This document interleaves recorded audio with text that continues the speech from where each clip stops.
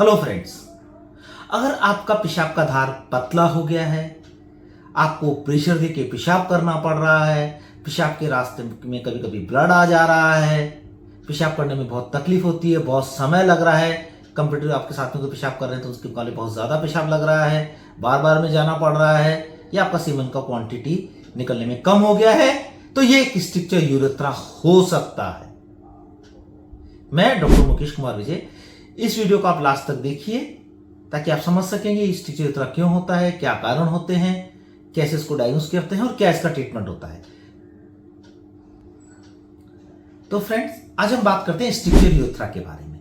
अगर आपका पेशाब पतली धार में निकल रहा है, बार बार में जाना पड़ रहा है, प्रेशर देके पेशाब निकालना पड़ रहा है, आपको पेशाब जब करने जाते हैं तो बहुत ज्यादा समय लग रहा है, आपके साथ वाले पेशाब करके निकल गए, 3 लोग निकल गए, 4 लोग निकल गए, फिर भी आपका पेशाब होता ही जा रहा है, या फिर पेशाब के रास्ते में ब्लड आ गया है बार बार में, या आपका सीमन जो निकलता है वो कम क्वांटिटी में निकलने लग गया है, तो ये स्ट्रक्चर यूरेथ्रा हो सकता है।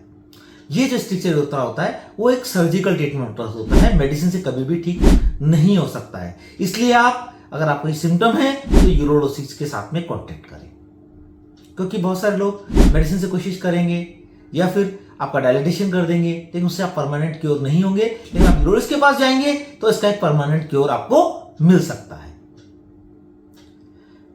तो अब आप यूरोलॉजिस्ट के पास जाएंगे तो उसको आप डायग्नोस करने के लिए वो 2 टेस्ट करवाते हैं। एक होता है यूरोफ्लोमेट्री, उसमें आपका एक ग्राफ आता है, अगर वो बॉक्स शेप का ग्राफ होता है तो आपका स्ट्रक्चर यूरेथ्रा का चांस होता है।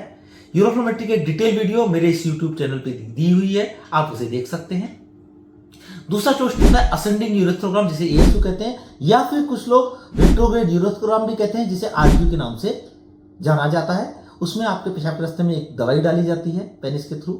उसमें आपका जब आरजीयू करके देखते हैं तो देखते हैं कि जो पेशाब का जो नली है वो किसी न किसी जगह से पतला हो गया है, नैरो हो गया है, जिसका उसमें देख के स्ट्रक्चर यूरेथ्रा का पता पड़ता है।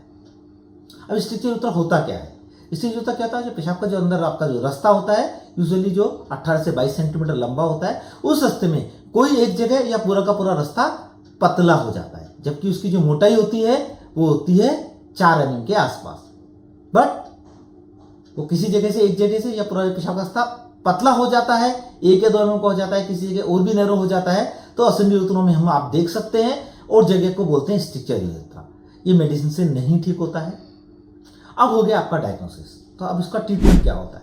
ट्रीटमेंट 3 तरीके से होता है, डिपेंड करता है कि आपका स्ट्रक्चर कैसा है। अगर आपका स्ट्रक्चर सॉफ्ट है और 1 सेंटीमीटर से कम है, यानी 0.5 सेंटीमीटर का लंबा स्ट्रक्चर है, तो उसको हम माइक्रोस्कोप से ठीक कर सकते हैं, जिसे हम बोलते हैं ऑप्टिमल इंटरनल यूरेथ्रोटोमी, जिसे OIU के नाम से जाना जाता है। इसका भी एक सर्जिकल वीडियो मेरे इस यूट्यूब चैनल पे दिया हुआ है, जिसे आप देख सकते हैं। अगर यह स्ट्रक्चर आपका 1 सेंटीमीटर से ज़्यादा का है, 2 सेंटीमीटर 2.5 सेंटीमीटर तक का है, और ये ट्रोमा की वजह से डेंस स्ट्रक्चर हो गया है, इसमें हम लोग क्या करते हैं, जो स्ट्रक्चर का जो खराब पार्ट है उसको निकाल देते हैं, और जो नॉर्मल पार्ट है जो आगे पीछे का उसको आपस में जोड़ दिया जाता है, जिसे बोलते हैं एनास्टोमोटिक यूरेथ्रोप्लास्टी।